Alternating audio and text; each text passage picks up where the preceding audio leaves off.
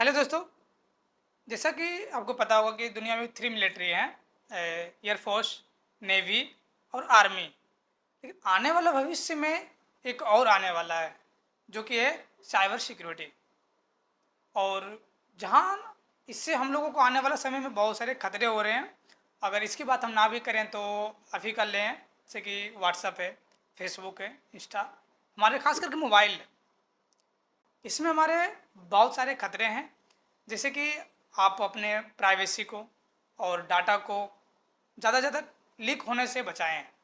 इसी से आज रिलेटेड हमारे साथ गेस्ट हैं चंद्रवीर सिंह, जो कि साइबर सिक्योरिटी एक्सपर्ट हैं।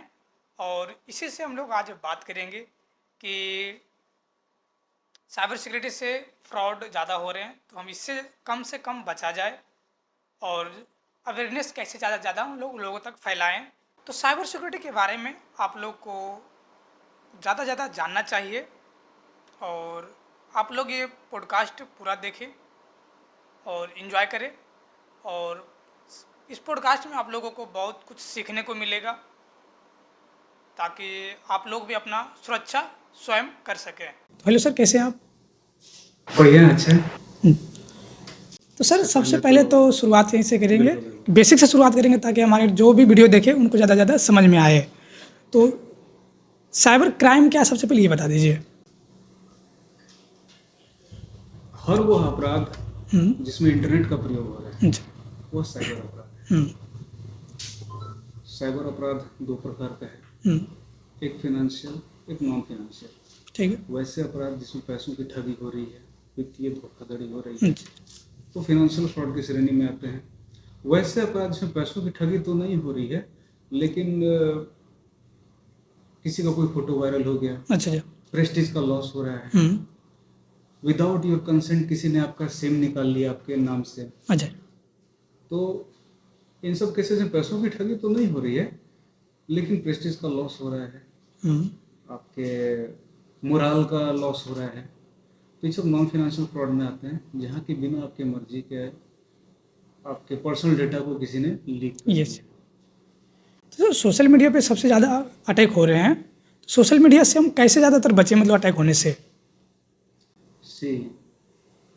आज के समय में हम लोग जितनी देर जागते हैं, जो सोते हैं उसकी बात मैं नहीं कर रहा, जितनी देर जागते हैं मोस्ट ऑफ द टाइम हम अपना टाइम जो है साइबर स्पेस में एक्सपेंड करते हैं, साइबर वर्ल्ड में। फिजिकल वर्ल्ड से कुछ ज्यादा आज के लोगों को मतलब नहीं रह गया। बच्चे भी आजकल ग्राउंड में कम खेलते हैं, मोबाइल में ज्यादा खेलते हैं। तो जब हम साइबर वर्ल्ड में ज्यादा टाइम स्पेंड कर रहे हैं, तो इट्स ऑब्वियस कि साइबर क्राइम आपके साथ, we are much prone to cyber crime.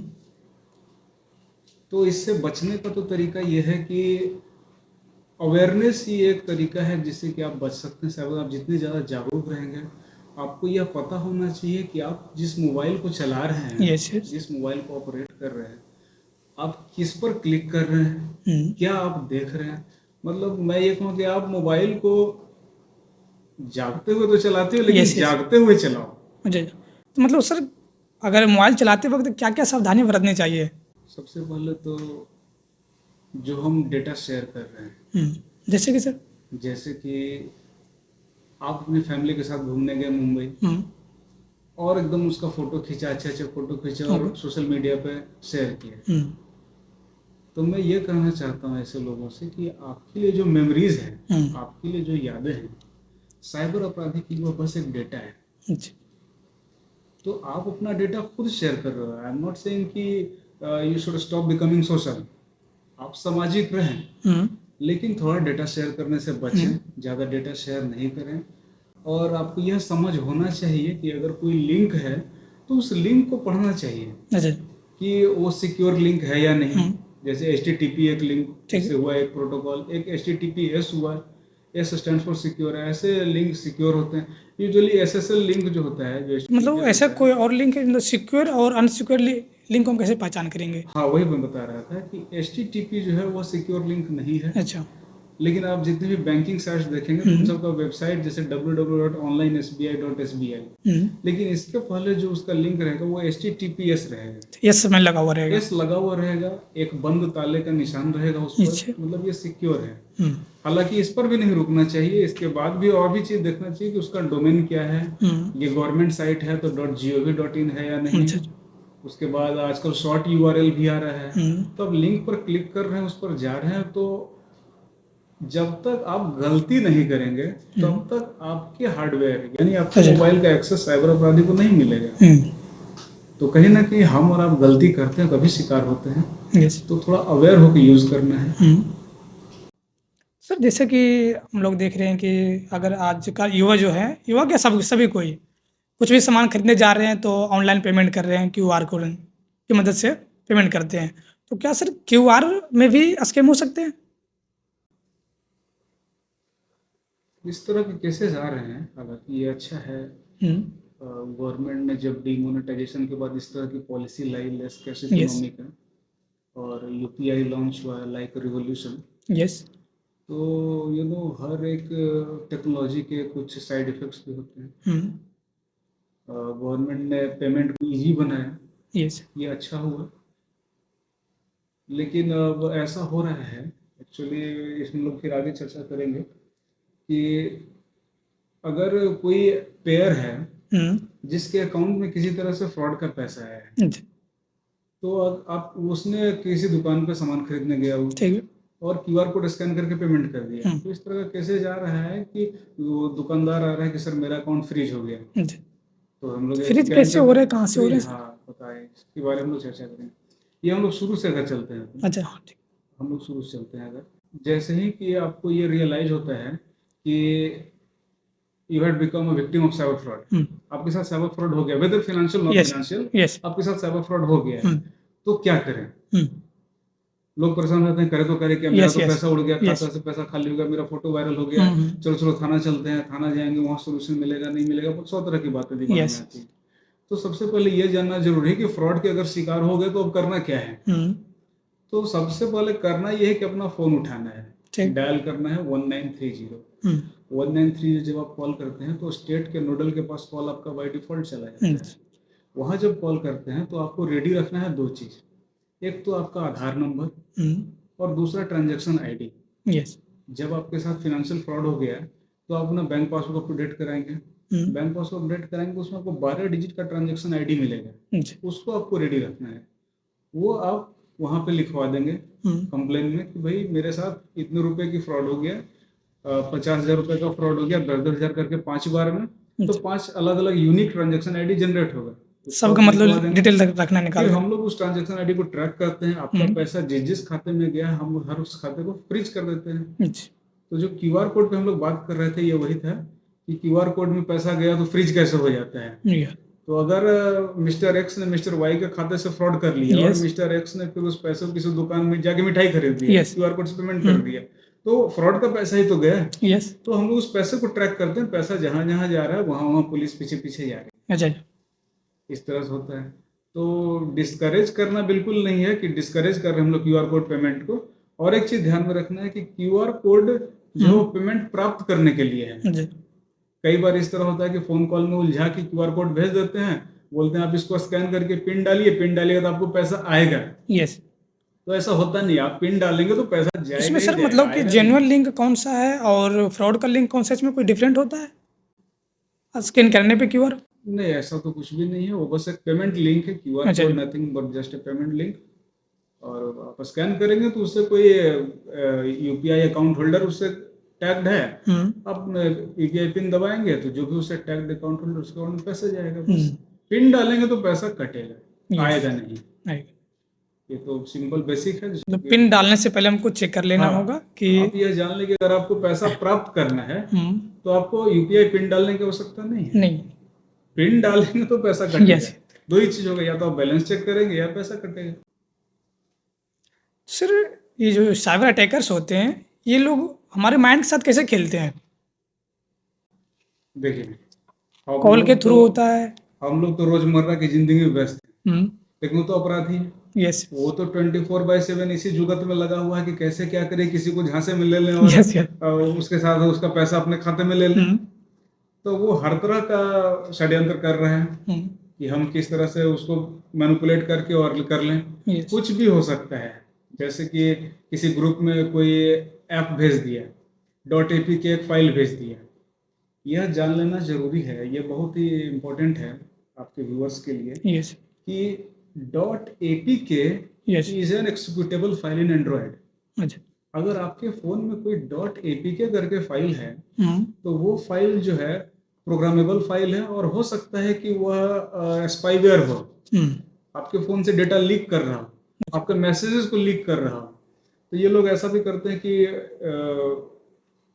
.apk file install करा दिया किसी प्रकार यस से, यस जैसे डाल दिया पीएम किसान क्रेडिट कार्ड, इस तरह से नाम दे दिया पीएम किसान क्रेडिट कार्ड और एक .apk फाइल भेज दिया और ग्रुप में लिख दिया सभी ग्रुप मेंबर इसको इंस्टॉल करके एक्टिवेट कर लें। वो कुछ भी नहीं है, वो बस एक स्पाईवेयर है जिसको आप इंस्टॉल करेंगे तो आपके एसएमएस पढ़ना शुरू कर देगा। दूसरा चीज एक जिसको बोलते हैं fishing. Fishing you know, fish means मछली। यस तो मछली जो यही सो टर्म है, जैसे मछली फंसाते हैं ना वैसे साइबर अटैक हमको फंसा रहा है, तो इसको बोलते हैं फिशिंग। तो फिशिंग हो गया कि सस्पिशियस लिंक के थ्रू आपको ट्रैप करना। कोई ऐसा लिंक भेज दिया जिसपे आप क्लिक किए and you had become a victim of cyber fraud. Second thing है विशिंग, VISHING मीन्स वॉइस से करना, मतलब आपको कॉल किया और कॉल करके आपको झांसे में ले लिया, वॉइस कॉल करके। थर्ड थिंग है स्मिशिंग। तो सर कॉल अगर कोई कर रहा है तो हम कैसे पकड़ेंगे कि उसके बातों से कुछ ऐसा आइडिया? कुछ तो ऐसा करेगा कि आपको पेमेंट करने बोलेगा वो।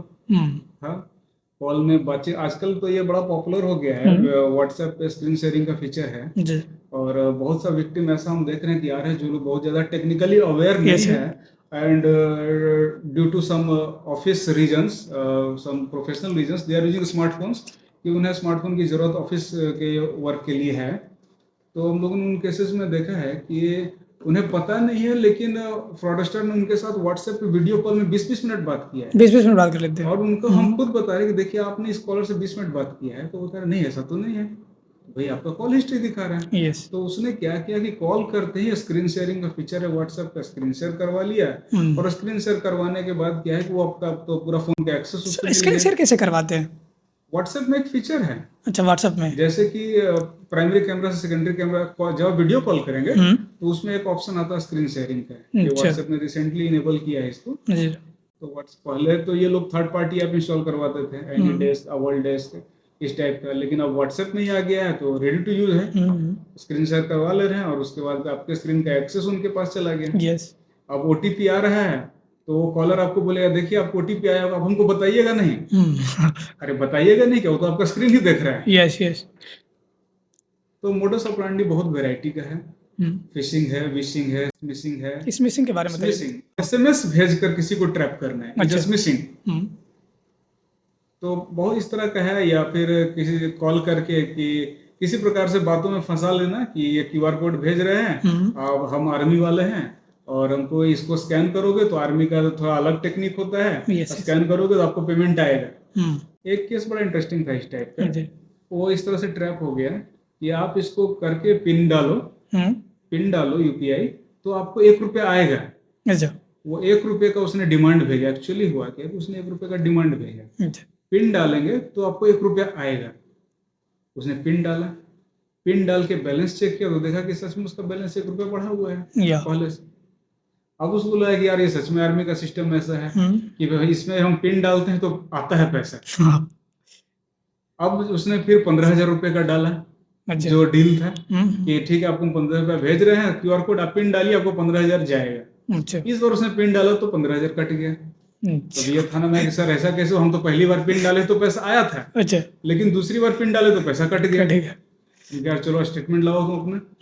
तो जब स्टेटमेंट लाया तो स्टेटमेंट को देखे तो पता चला कि जैसे ही उसने सपोज फोन पे पर ₹1 इधर से भेजा, अच्छा, और फ्रॉडस्टर क्या किया कि उसी के अकाउंट पे पेटीएम से या गूगल पे का UPI से ₹2 भेज दिया।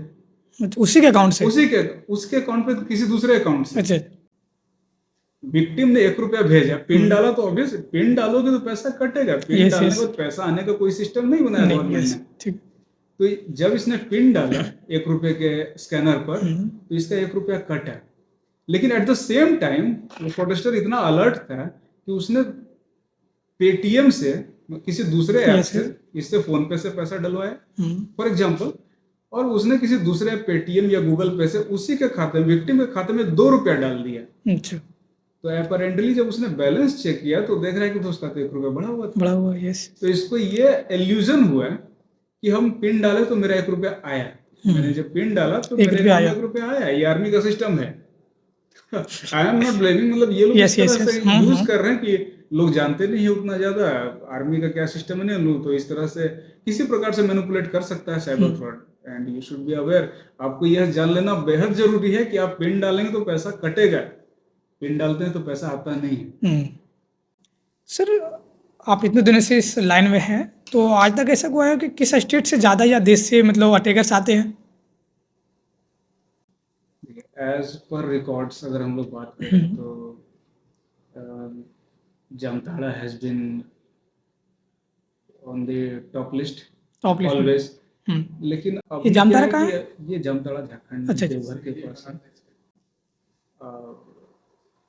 अभी अगर हम लोग देख रहे हैं तो जो फ्रॉड कॉल आ रहा है वो ज्यादातर अभी राजस्थान और हरियाणा से आ रहा है। अच्छा तो शायद इन फ्रॉडस्टर्स ने अपना लोकेशन चेंज कर लिया है, जो व्हाट्सएवर, आई कांट से कि it's true, but this is happening. Sir अभी तक इनको पकड़ क्यों नहीं पाए? जब यहाँ से लोकेशन जब चेंज कर पा रहा है तो पकड़ रहे हैं हम लोग, अच्छा हर मंथ अरेस्टिंग कर रहे हैं हम लोग। ऐसा कुछ नहीं, आप लखीसराय पुलिस का रिकॉर्ड देखेंगे तो हर मंथ अरेस्टिंग कर रहे हैं। हाँ, इट्स टफ। तो रेस्टिंग आप लोग किस प्रकार से करते हैं इसको? साइबर फ्रॉड को अरेस्ट करना इज क्वाइट टफ। अच्छा कैसे?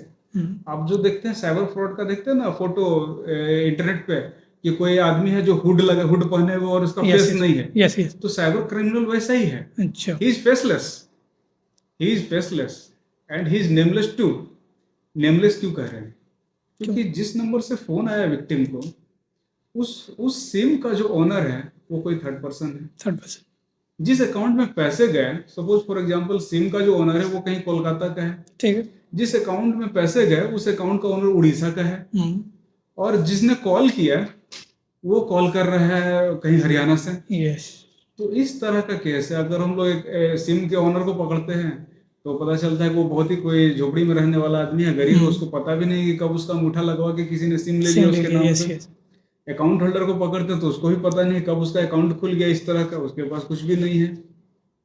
तो थोड़ा टफ तो है, but we have a good team and we are working in this regard.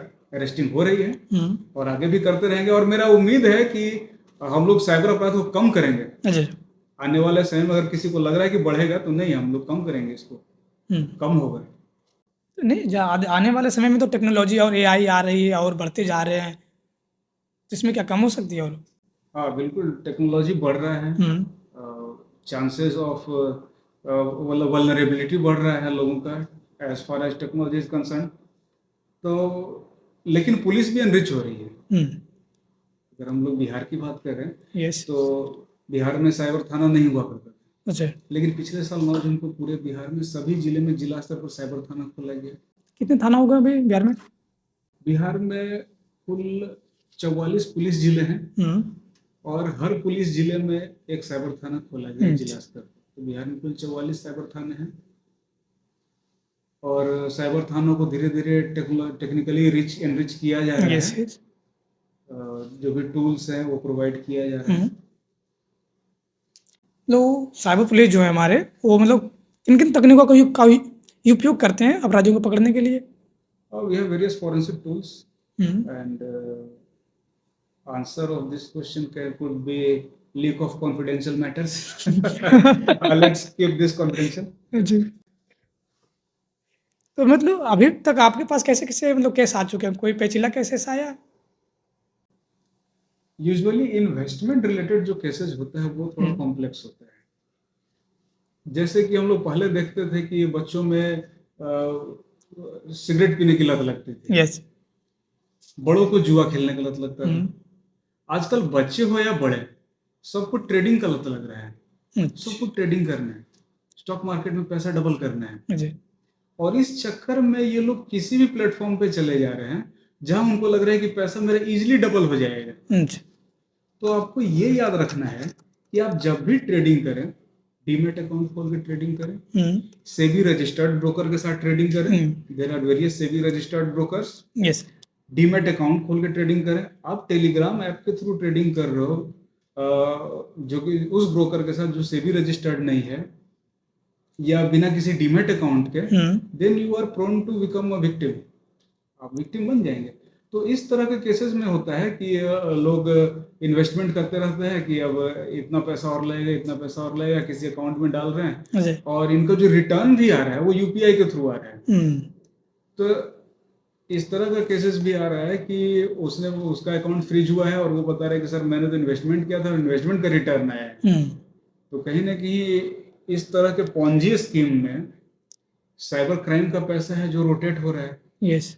तो इस तरह का केस थोड़ा कॉम्प्लेक्स हो जाता है और विक्टिम का ह्यूज मनी का लॉस हो जाता है, क्योंकि उनको लगता है कि हम पैसा ज्यादा लगाएंगे तो ज्यादा रिटर्न आएगा, इस चक्कर में ज्यादा पैसा लगा देते हैं। तो इस तरह केस थोड़ा कॉम्प्लेक्स होता है। सबसे कि हमारे साथ अगर अटैक हो गया है, उसमें हमारे लाखों का नुकसान हो गया है, तो इसमें कोई इंश्योरेंस पॉलिसी होता है?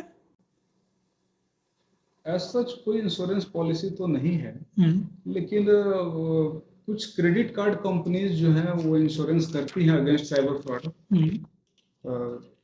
कि अगर आपके साथ साइबर फ्रॉड हो जाता है, then they are providing insurance to that amount कि इतने तक का आपका इंश्योरेंस है। तो इसी तरह का है। अदरवाइज गवर्नमेंट की तरफ से या कोई ऐसा नहीं है पॉलिसी, गवर्नमेंट की तरफ से नहीं है। As far as my knowledge is concerned ऐसा कुछ नहीं है कि against fraud there you are insured against cyber fraud. और बैंक की तरफ से एक ऐसा है कि if amount has been debited due to lapse of bank server, तो बैंक उसको अपना इंटरनल इन्वेस्टिगेट करती है उस मैटर को और फॉर द टाइम बीइंग आपके अकाउंट में शैडो क्रेडिट दे देती है। है ना।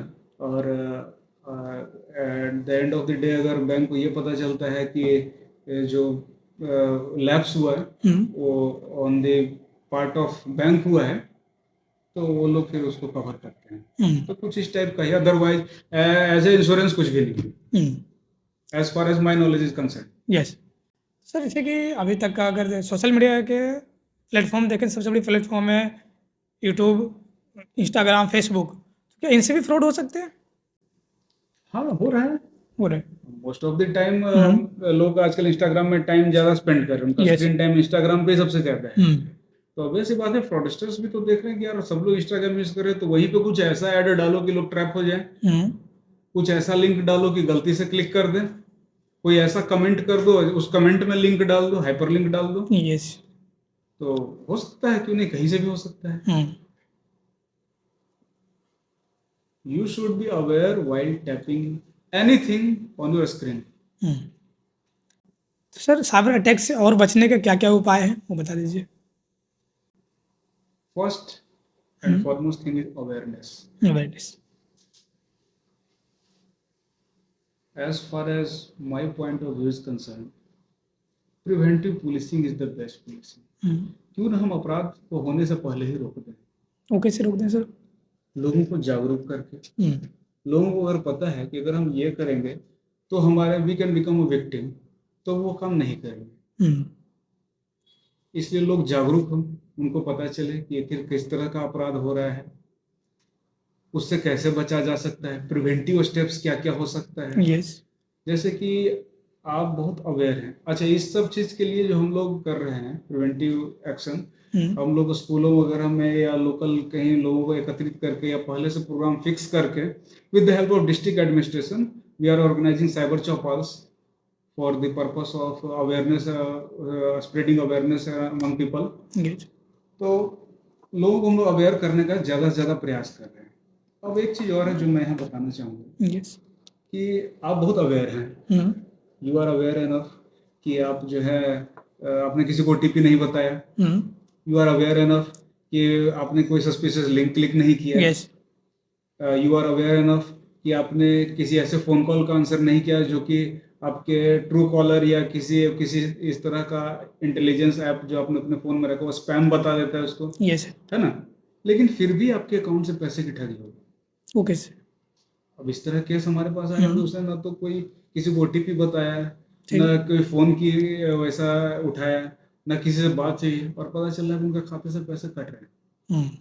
तो हमने कहा ठीक है भाई, स्टेटमेंट ला के दिखाओ। बैंक स्टेटमेंट चेक किया उनका। बैंक स्टेटमेंट जब चेक किया तो पता चला कि इनके अकाउंट से एईपीएस के माध्यम से 10,000 रुपये पर डे के हिसाब से निकल रहे हैं। एपीएस क्या है? एईपीएस क्या है? मनी विड्रॉल का बहुत सा इंस्ट्रूमेंट है। जैसे डेबिट कार्ड एक मनी विड्रॉल इंस्ट्रूमेंट है, यूपीआई एक मनी विड्रॉल इंस्ट्रूमेंट है, ठीक है। चेक एक मनी विड्रॉल इंस्ट्रूमेंट है, Yes. मनी विड्रॉल फॉर्म एक मनी विड्रॉल इंस्ट्रूमेंट है, एनईएफटी, आरटीजीएस, आईएमपीएस, ये सब एक मनी विड्रॉल इंस्ट्रूमेंट है। उसी तरह एईपीएस भी एक मनी विड्रॉल इंस्ट्रूमेंट है, Yes. जो होता है आधार इनेबल्ड पेमेंट सिस्टम। इसको एनपीसीआई रेगुलेट करता है, और इसमें होता है कि अपना आधार नंबर और अपना बायोमेट्रिक दे के आप Yes. पैसा निकाल सकते हैं। तो let's come back to the point कि हमने देखा कि उनके अकाउंट से एईपीएस के माध्यम से हर रोज 10,000 रुपये निकला है। अब जब उनसे हम बाकी पूछते हैं भाई एईपीएस से आप निकाले हो पैसा, तो बोला भाई आज तक तो हमने अंगूठा से कभी पैसा लगा, जो लेमन Yes, लोग बोलते हैं कि हमने तो कभी आज तक अंगूठा लगा के पैसा निकाला ही नहीं। तो आखिर हुआ कैसे ऐसा? आपने अंगूठा लगाया तभी तो पैसा निकला आधार से। फिर पता चला कि इन सारे केसेस में एक चीज कॉमन था कि इन सभी लोगों ने हाल फिलहाल में कहीं जमीन वगैरह खरीदा है, और रजिस्ट्री में इन लोगों ने अपना अंगूठा का निशान वगैरह दिया है। तो ये लोग क्या कर रहे हैं फ्रॉडस्टर्स कि वहां से आधार नंबर और बायोमेट्रिक लीक कर ले रहे हैं, अंगूठे का निशान, अच्छा। और उससे रबर का नकली अंगूठा बना ले रहे हैं। और वहां से ये लोग क्या कर रहे हैं कि एईपीएस के थ्रू जाके, आजकल हर जगह सीएसपी सेंटर है, वहां जाके, और ऑब्वियस ही बात है सीएसपी के मिलीभगत से ही कर रहे हैं, क्योंकि आप अंगूठे के ऊपर एक दूसरा अंगूठा लगाओगे तो पता चल जाएगा सामने वाले को। तो उस तरह से ये लोग कर रहे हैं कि रबर का अंगूठा बना के और आधार नंबर डाल के अंगूठा लगा के पैसा निकाल ले रहे हैं। सो द पॉइंट इज कि अब एईपीएस से होने वाले फ्रॉड से कैसे बचा जाए? क्योंकि यहाँ तो सिंपल है कि आपने ना तो किसी को ओटीपी बताया, ना सस्पिशियस लिंक पर क्लिक किया, ना ही आपका फ़ोन कॉम्प्रोमाइज्ड है, बावजूद इसके किसी ने आपका आधार का यूज़ करके, आपके बायोमेट्रिक का यूज़ करके आपके अकाउंट से पैसे निकाल लिए, जबकि आपने कहीं फिजिकली अपना बायोमेट्रिक कहीं यूज़ नहीं किया है। कैसे बचा जाए? तो इससे बचने का तरीका है कि आप अपने बायोमेट्रिक को लॉक रखें। बायोमेट्रिक लॉक मतलब कैसे लॉक रखें? What is biometric? Bio plus metric. Bio means something related to our body. Yes. Metric something which can be measured. So Aadhaar has some measurement of our body. हमारे 2 उंगली के निशान, retina का detail हमारे आधार के साथ embedded है। तो आप जब भी किसी थंब स्कैनर पर अपना अंगूठा लगाते हो अपना आधार नंबर को वेरीफाई करने के लिए, तो आपने बायोमेट्रिक से अपने आधार को वेरीफाई कर रहे हो। Yes. तो आधार में जो आपका बायोमेट्रिक डेटा स्टोर्ड है, मैं उसको लॉक करने की बात कर रहा हूँ। कैसे लॉक कर सकते हैं? 2 तरीका है। एक तो एम आधार ऐप है। एम आधार UIDAI के द्वारा डेवलप किया गया एक एप्लीकेशन है, जो उसी फ़ोन में रन करेगा जिस फ़ोन में आपका वह सिम लगा है जो आधार के साथ लिंक्ड है। उस फ़ोन में आप अपना एम आधार ऐप इंस्टॉल करें, और उसमें लॉगिन करने के बाद उसमें उसको लॉक करने का ऑप्शन है, बायोमेट्रिक लॉक करने का ऑप्शन है। आप वहाँ जाके बायोमेट्रिक लॉक कर देंगे। अब फ्यूचर में अगर कभी भी आपको बायोमेट्रिक का यूज़ करना है, आधार का वेरिफिकेशन करना है, फॉर एग्जांपल सिम लेना है, या राशन कार्ड से का राशन लेना है, या फिर आपको आधार से पैसा निकालना है, तो आप उस टाइम फिर अपना एम आधार ऐप खोलेंगे, बायोमेट्रिक को अनलॉक करेंगे। 10 मिनट के लिए वो अनलॉक होता है। आप अपना अंगूठा लगाएंगे, अपना जो सर्विस यूज़ करें वो सर्विस यूज़ करेंगे। 10 मिनट के बाद आपका फिर से बाय डिफ़ॉल्ट लॉक हो जाएगा, ऑटोमेटिक लॉक हो जाएगा। तो अगर आपका बायोमेट्रिक लॉक है तो भले ही आपका अंगूठा कोई लेके घूम रहा है मार्केट में, मतलब आपका अंगूठा है आपके हाथ में, लेकिन आपका डुप्लीकेट अंगूठा कोई मार्केट में लेके घूम रहा है तो भी कोई फायदा नहीं है, वो कहीं सक्सेसफुल नहीं होने वाला है, क्योंकि आपका बायोमेट्रिक लॉक्ड है। अब अगर स्मार्टफोन नहीं है तो क्या करें? सिंपल है, आप UIDAI के वेबसाइट पे जाएंगे। UIDAI, unique identification authority of India, is a regulatory body which maintains Aadhaar data. UIDAI की वेबसाइट पे आप जाके और अपना आधार डिटेल्स डाल के आप वहाँ लॉक कर सकते हैं। इन सब चीज़ों में बचने का ज़रूरत है कि आप गूगल सर्च करते हो, तो आप डालते हो कि आप UIDAI नहीं डाल के आप डालते हो आधार बायोमेट्रिक। अच्छा। तो ऐसा, गूगल जो है एक सर्च इंजन है और ये कीवर्ड सर्च इंजन है। अच्छा। ये कीवर्ड के हिसाब से सर्च करता है कि जिस कीवर्ड को यूजर ने डाला है सर्च करने के लिए, वह कीवर्ड कहाँ से सबसे अच्छा मैच हो रहा है। अच्छा। तो अगर साइबर फ्रॉडस्टर्स को ये पता चलता है कि आजकल लोग खूब आधार, लोग साइबर फ्रॉडस्टर इसी ट्रेंड पर चलता है कि आज लोग ज़्यादा क्या यूज़ कर रहे हैं। यस। तो जब ये ट्रेंड चल पड़ेगा कि लोग बायोमेट्रिक लॉक कर रहे हैं, तो कोई एक ऐसा फेक वेबसाइट बना देगा और उसके कीवर्ड में ये मेंशन कर देगा कि बायोमेट्रिक आइए यहाँ पर आधार का बायोमेट्रिक लॉक होता लॉक है, होता है। यस। और आप गलत साइट पे चले जाएंगे। तो आप हमेशा यह जानकारी रखें कि आप जो साइट यूज करने जा रहे हो Yes, yes. बायोमेट्रिक लॉक करने के लिए, वो UIDAI का गवर्नमेंट का वेबसाइट है, .gov.in करके उसका आएगा। तो उसी साइट पर जाएं, अपने बायोमेट्रिक को लॉक करें।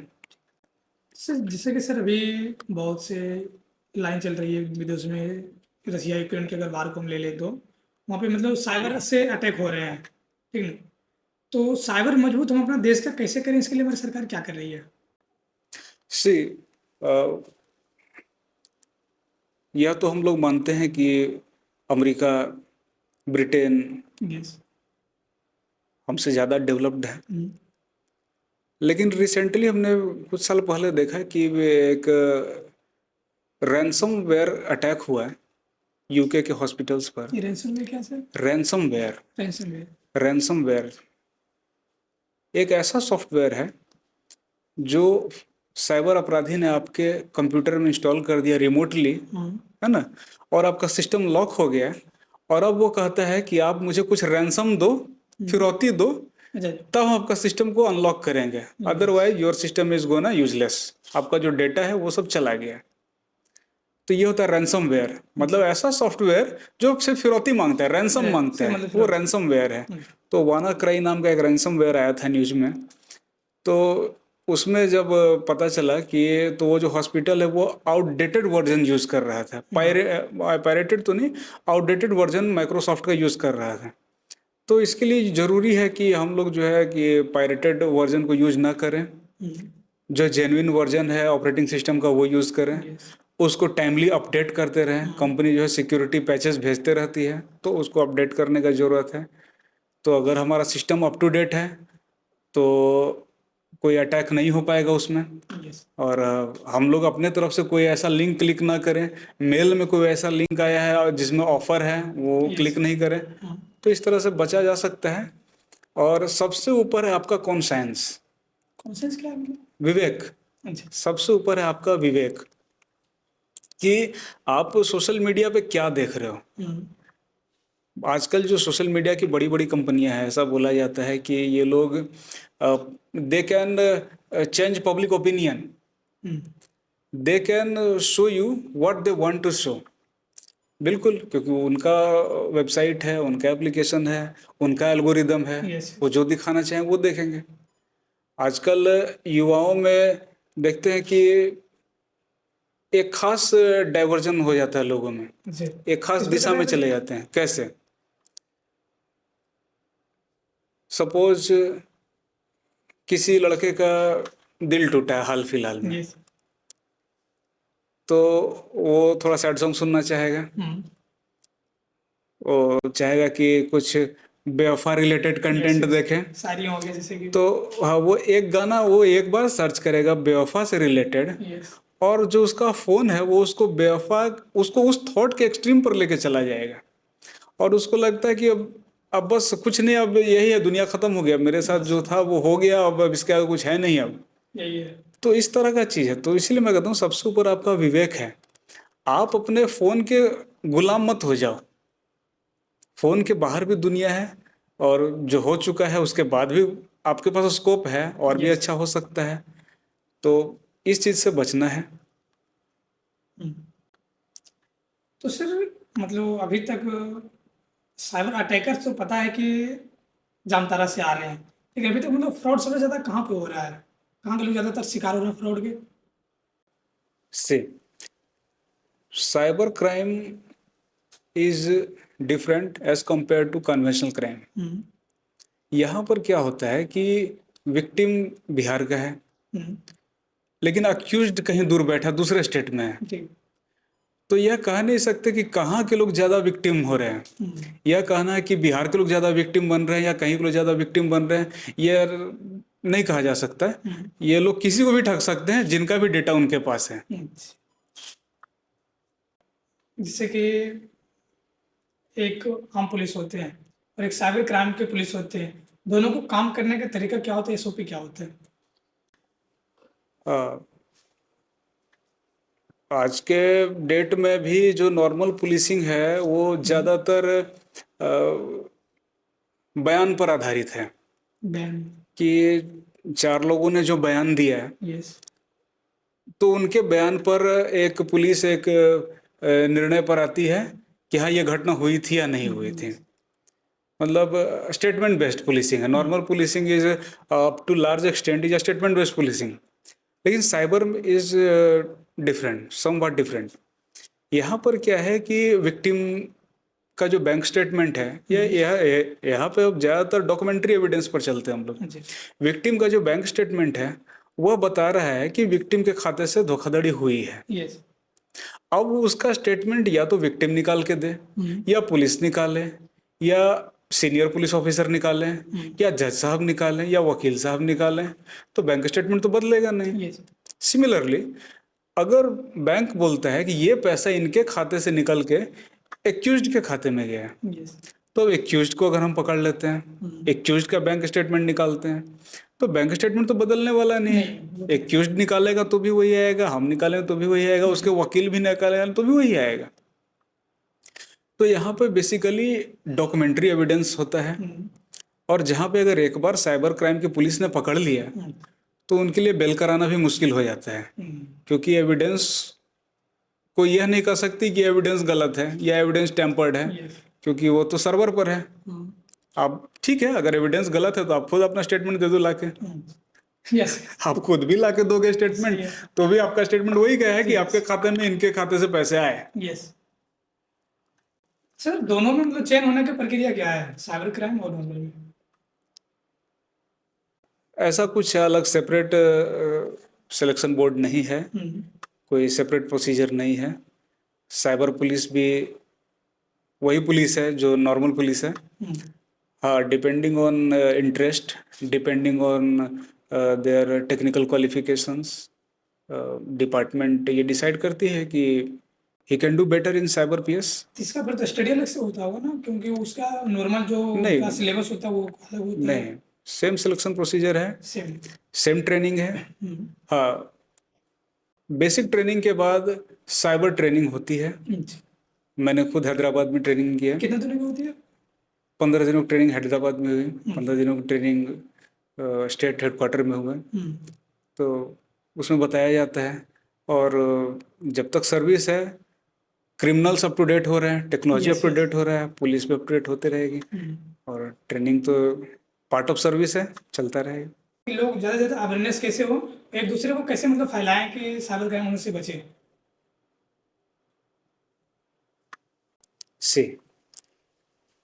in today's world आपका जो स्मार्टफोन है वह आपकी पूरी कुंडली रखता है। आपका हर एक मूवमेंट, हर एक मूव आपके स्मार्टफोन को पता है। तो सबसे पहले तो आपको यह करना है कि आपके स्मार्टफोन को कॉम्प्रोमाइज होने से बचाना है। स्मार्टफोन कॉम्प्रोमाइज हो गया इसका मतलब क्या है? स्मार्टफोन हैक हो गया इसका मतलब what is hacking? Hacking is nothing but unauthorised access. मेरा फोन मेरे यूज के लिए है। मेरे फोन का मैसेज मुझे पढ़ने के लिए है।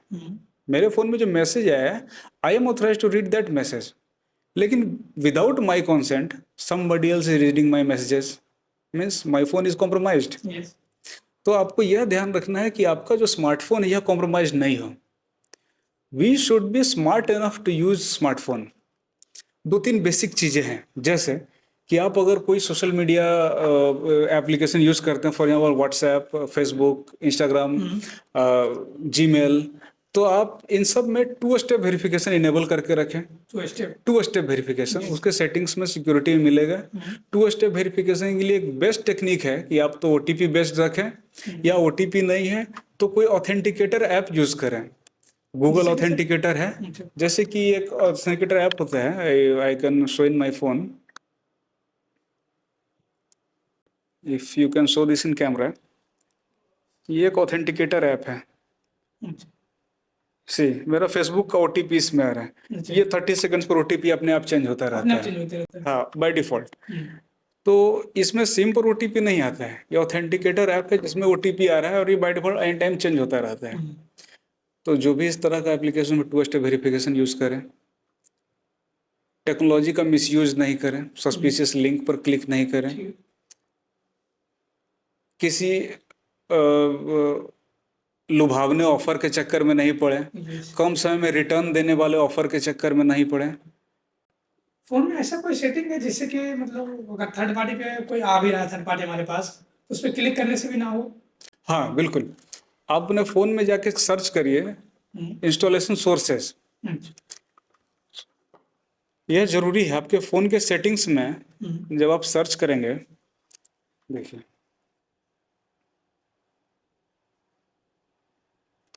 इंस्टॉलेशन सोर्सेज है ना, या फिर अगर किसी में इंस्टॉलेशन सोर्सेज करके नहीं आ रहा है तो अननोन ऐप्स करके सर्च करेंगे, अननोन ऐप्स है ना, इंस्टॉल अननोन ऐप्स, ये इन दोनों सर्च में आ जाएगा।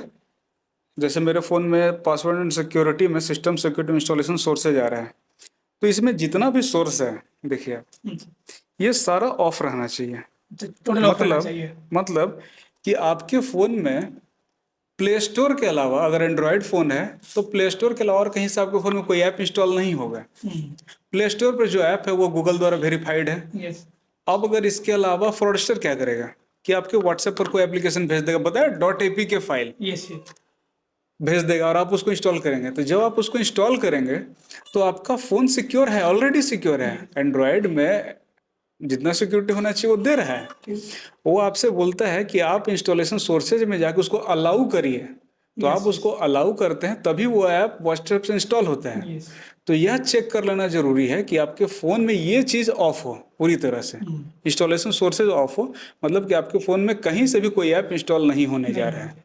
तो सबसे पहले तो ये है, अगर आपके फ़ोन में कोई ऐप प्ले स्टोर के अलावा इंस्टॉल नहीं हुआ किसी अदर सोर्सेज से, तो आपका फ़ोन कॉम्प्रोमाइज नहीं है up to a large extent. Thank you Dharmendra ji, happy independence day to you once again. Thank you very much.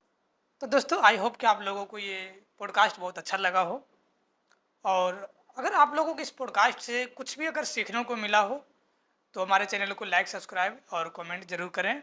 और नेक्स्ट पॉडकास्ट किस टॉपिक पे लाना है ये भी आप लोगों सेशन दें और कमेंट में अपने सेशन ज़रूर बताएं। थैंक यू, धन्यवाद।